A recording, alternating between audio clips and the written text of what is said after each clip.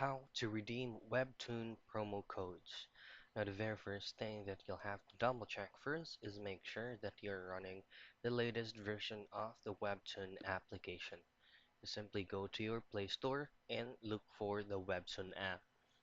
Now, once you tap on Webtoon application, you should be able to know if that certain application needs an updating because there's gonna be an update button visible right there. All you have to do is just to tap on update and it will automatically update by itself.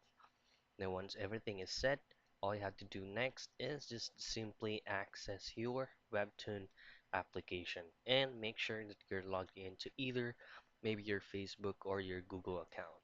Now for you to be able to redeem the code, just simply look for more, which is going to be located at the lower right portion of your screen, and then just tap on buy coins. Now, once you are on the coin shop, just simply scroll down a bit till you find redeem free coins. Just tap on that, and this is gonna be the part or the field in which you'll have to enter your promo code. And once you have input your code, just simply tap on apply, and there you go. You have successfully redeemed your Webtoon promo code.